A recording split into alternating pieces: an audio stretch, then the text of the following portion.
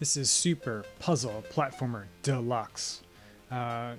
Single player, you have multiplayer, which is just a head-to-head, which is awesome, but it's only local, so you can't play this online, which would be sweet. There's 9 different characters to choose from. Each one has their own statistics and abilities. Some of them have a jetpack, you can slow fall, they attack faster, they attack stronger. I like the double jump, so that's who I always play. Double jump, I feel, helps you get out of situations, which you'll see. It is a puzzle game with platforming. If you didn't figure that out from the name, you'll see blocks drop from the top, and there's different colors. The colors, once the block of the same color touches, you'll see them shooting these red. They all are destroyed. You destroy the blocks, they drop experience, which is on the top left. That's your level. Pick up that experience to level up. Leveling up is also kind of like a health bar. When you're above level 1, you'll see I'm level 2. If I were to get hit in the head right now by a falling block, I'll go down one whole level. That'll happen as long as you're above level 1. However, if like an enemy, like one of these cannons or this dynamite were to fall on me, it would completely kill me. Or, in this case, if I jump onto dynamite, it will kill me anyway. So besides blocks, colored blocks, like you can see that there's environmental hazards.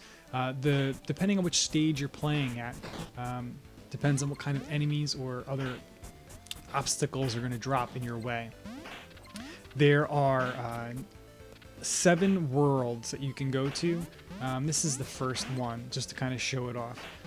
You unlock each world by playing the previous one and getting enough crystals or gems. The gems you get by leveling up or by breaking a certain amount of blocks. I think it's really just random. The longer you play, the better chance you have of finding them. You can play a game, like I've played maybe a game for 15 minutes or so, and I've gotten multiple, so you won't just get one per game, if you want to call it that. You do get a bigger combo, bigger points for the larger block. You'll see there, that was a lot of blue I just destroyed, so I got a higher score than I would normally if I were to break 1 or 2. So it's got that puzzle platform where you want to get the biggest combination of blocks as possible, but yet if there are no blocks on the stage, you don't have anywhere to stand. So you will fall on the spikes and die. Your game will be over.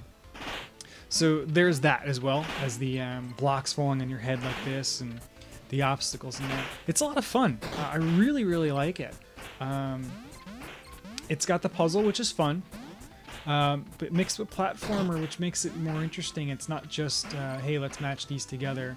Let's stop them from getting to the top like there are on the left there. Let's actually make it, scary. You've got these cannons shooting at you when they see you. You got totem poles.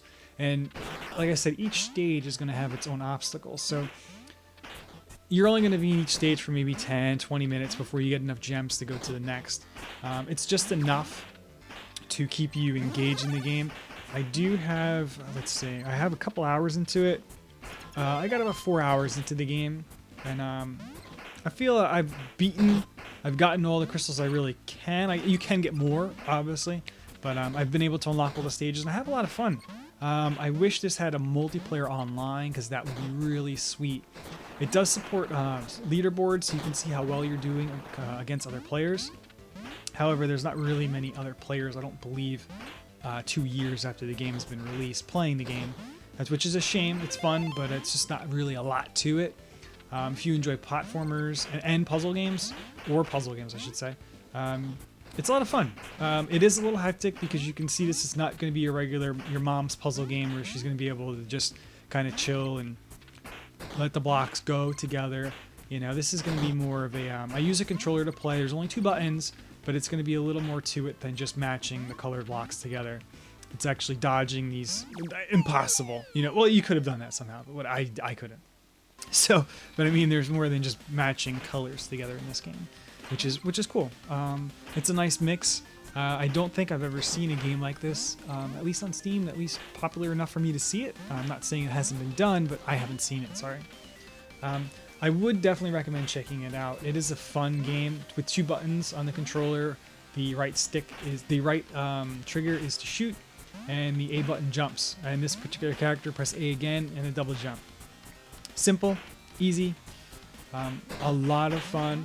Like I said, I've only got about 4 hours into it, and I really feel that's the extent of what I can get into it.